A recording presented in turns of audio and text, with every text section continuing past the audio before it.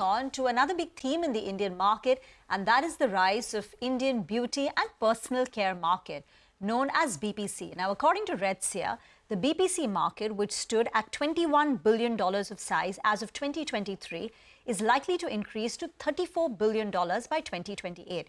So we are talking about a growth of about 10 to 11% from 2023 to 2028, a 5-year period, with the online channel likely to grow even faster. This is driven by a surge in online penetration and a growing preference for high-quality premium beauty products. Even Trent, remember, announced its foray into beauty and personal care. They said that they will be selling these products at accessible price points. So the street is very excited. We have with us Biju Kassim, the CEO of the beauty business at Shoppers Stop, joining in, and Mrigank Gutgutia, the partner at Redseer Strategy Consultants, also with us on the show. Thank you, gentlemen, for joining in. Biju, let me start with you. Now, for Shoppers Stop per se, the beauty segment contributes about 5%.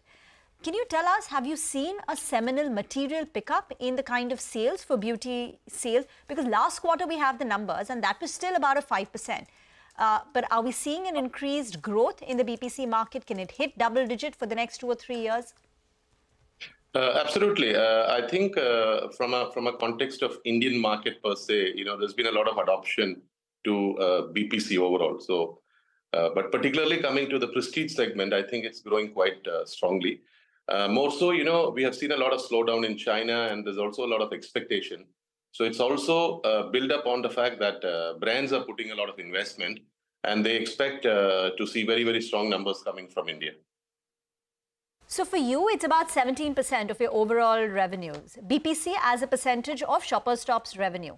How much can it go up? Well, there are two situations here. One, for us as Shoppers Stop, definitely the ambition is to go beyond 20 and even further. But the opportunity that we see for India, because, BPC, particularly at the prestige level, is still at a very nascent stage. The penetration is still very low. I think all retailers, for that matter, all beauty players have got a very important role to play. This is about the education and to bring consumption to a next good level. So I foresee for the next 5 to 10 years, very, very robust growth coming in this segment. All right. Hi, Biju. Good morning. Good to see you. And you're sounding rather confident about growth from here on. So a couple of questions then. If it has to go past the 20% as a contribution, then by when does that happen? What are the kind of investments you're making in this beauty segment? And what about the margin difference between beauty and the, ex-beauty business? So, well, at Shoppers Stop, we particularly believe in 3 philosophies.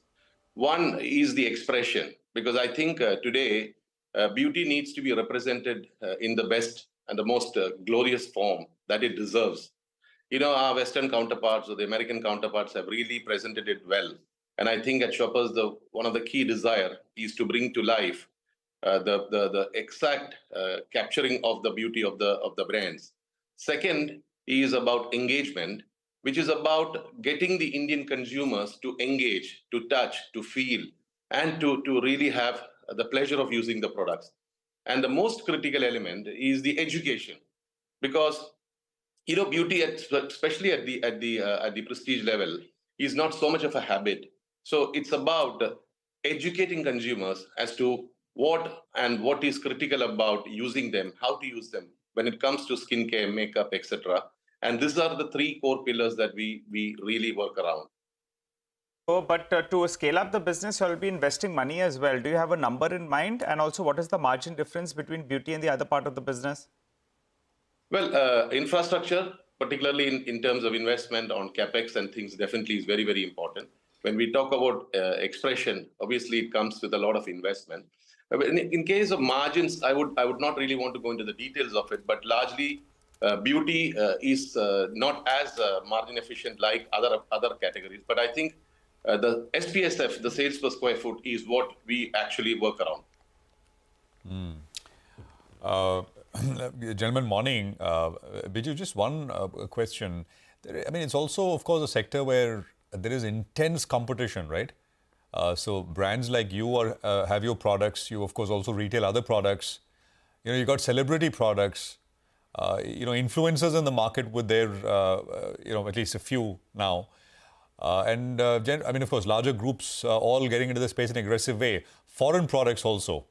I mean, is this going to remain disaggregated, or you think like some of the other categories, this will coalesce around, say, 3, 4, 5 larger brands or categories? Your thoughts? So basically, there are two elements to it. Look, as I mentioned at the beginning, India for every brand is super important. So definitely everybody wants to get that pie. Secondly, and I'm talking from an international perspective, whether it is the P&Gs of the world, or the Coties of the world, or the Shiseidos of the world, or the L'Oreals of the world, or the Estee Lauders of the world. So that's something that you will see more and more active involvement coming from international brands. Secondly, there are many active retail partners. For example, when we talk about the recent past, it is really, really heated up. Obviously, we have the D2C brands, you have celebrity brands, and so on and so forth. My take on it is India still is at a very, very nascent stage. And it is a responsibility of all stakeholders to really grow the market. And there is so much in it for everybody to feel very comfortable and confident and continue to keep investing. Mrigank, Gutgutia, partner at Redseer Strategy Consultants, is also joining us on the show. Thank you very much, Mrigank, for joining in. Can you break up the Indian BPC market into mass, mid-value products and the prestige segment? This $21 billion of size, if you could break it up in terms of revenue contribution and also the growth that we're seeing in these individual 3 categories. Sure. I think the mass and mid-value, as you would imagine in the Indian context, that still accounts for a pretty sizable chunk of the market. You could, as per our estimates, it's probably together closer to 3/4 or even 80% of the market. But if you talk about the premium part of the market, right, anywhere between 15 to 20% share coming from that, and that is a segment that is growing a bit faster than the total pie. So the total pie is growing at about 10-11%, as we saw earlier in this on the screen, and the premium part of the market is actually growing about significantly faster than that number. So that's a segment where there is a premiumization taking hold, and customers are getting aspirational, experimenting with ingredients, and obviously getting access to the right kind of global selection, which is kind of motivating them to obviously spend more on the premium part of the market. So the premium market is growing at what percentage? If the overall market is likely to see a 10-11% kind of growth, premium would be 15%, 20%? Yeah, I think it's in excess of 15%, in fact, in the premium segment. So that's a very attractive segment. And of course, even on the mass and the mid market, there are pretty good growth rates. But premium is where, in fact, a lot of action is happening from a brand lens as well as our option lens. So yeah, plus 15%. And how have platform companies performed? So say something like a Tira, they have an online and an offline presence. How has the performance been? Are they getting market share from, say, the likes of, Shoppers Stop, for instance?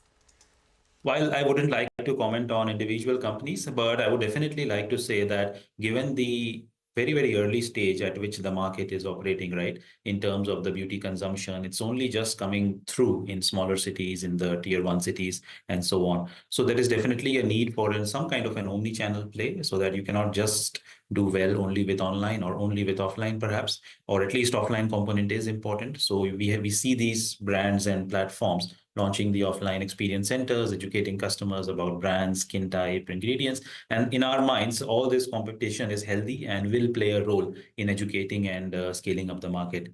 I mean, the per capita beauty consumption in India is still super low compared to all international benchmarks. And especially in smaller cities of India, it's extremely low, right? So the catch-up potential is huge. And all these suppliers need to come in from various formats, products, price points to build this market. Per capita spending in India on beauty products compared to, say, rest of the markets?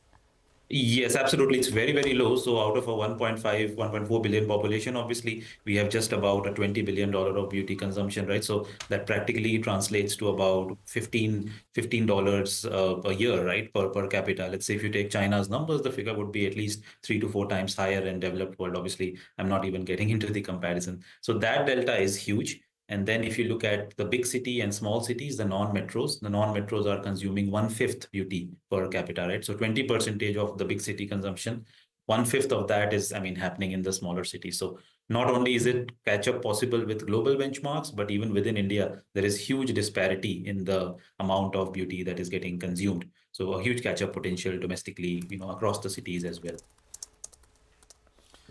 All right. Thank you very much, both of you, for joining us.